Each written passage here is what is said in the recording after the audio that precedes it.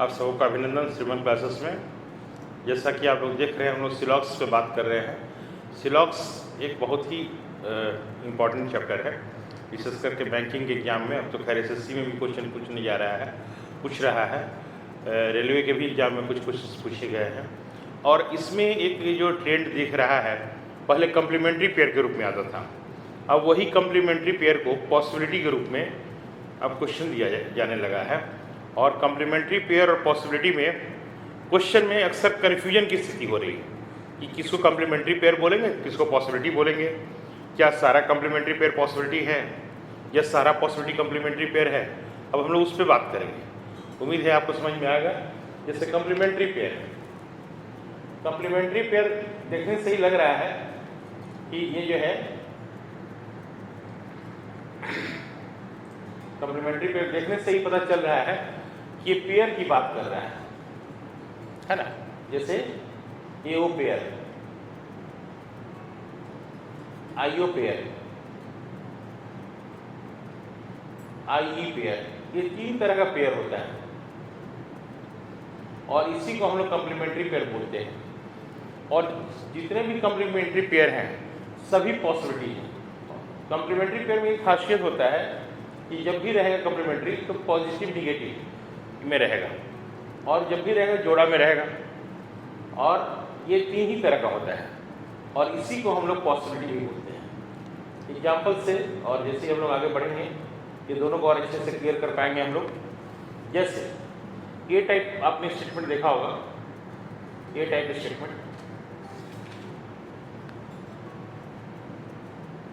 ए type जो statement है उसमें हम लिखते हैं ऑल एज बी, लिखते हैं ऑल एज बी।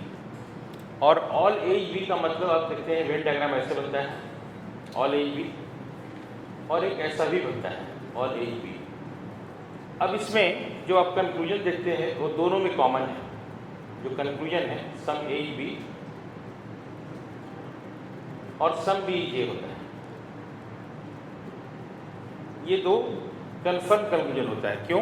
क्योंकि ऑल एज बी ये दोनों वेन डायग्राम में है, सम एज बी सम बी ये भी दोनों वेन डायग्राम में है। लेकिन आप इस वेन डायग्राम में गौर करेंगे, जैसे ये 1 है ये 2 है, तो थर्ड नंबर जो है यहाँ देखिए ऑल बी जे दिख रहा है, ऑल बी जे।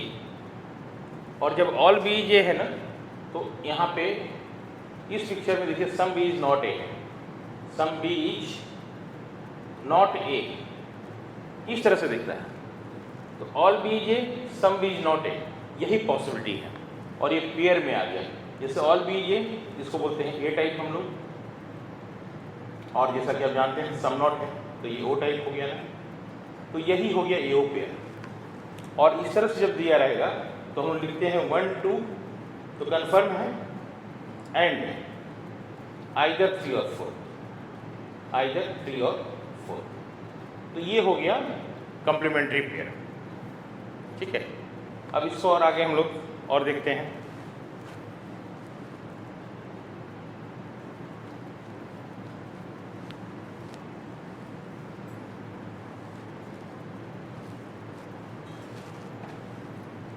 अभी इसमें जो हम लोग देख रहे हैं AO पेयर पे ही बात कर रहे हैं। ए टाइप में सिर्फ AO पेयर आता है। जैसे स्टेटमेंट रहेगा ऑल सन इज फादर, ऐसा लिखा रहेगा, all son is father statement है। और कंक्लूजन में दिया रहेगा number 1 all father is son, number 2 some father is not son, number 3 some father is son, number 4 some son is not father।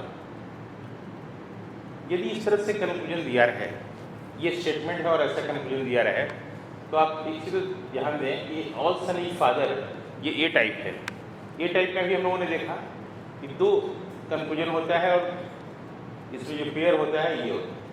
ये जैसे ऑल फादर, इसका रिवर्स करते हैं, ऑल फादर इज सन और सम फादर इज नॉट सन। यहाँ देखिए subject same होना चाहिए, प्रेडिकेट भी सेम होना चाहिए।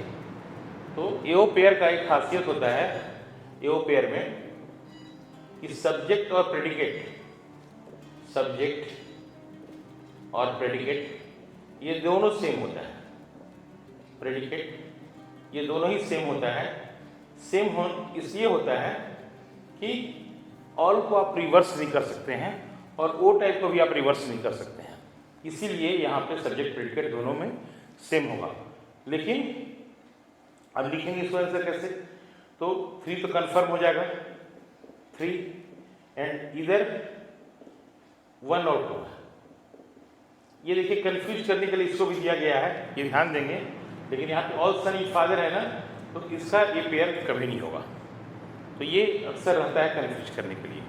अब इसी में लिख दिया जाएगा, इसी सेंटेंस के आगे यहाँ पे लिख दिया जाएगा is being a possibility, is being a possibility, ऐसा लिखा रहेगा। जब इस तरह से लिखा रहेगा तब आपका आंसर हो जाएगा 1 एंड 3।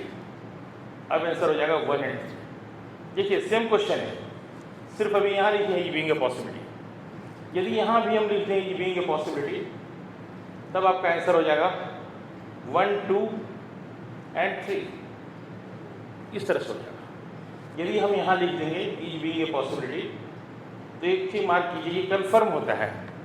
कन्फर्म कंक्लूजन में जैसे ही आप लिखेंगे इज बीइंग ए पॉसिबिलिटी तो ये गलत हो जाएगा, ये आपको ध्यान देना है, क्योंकि अक्सर लोग यहाँ पे एरर करते हैं।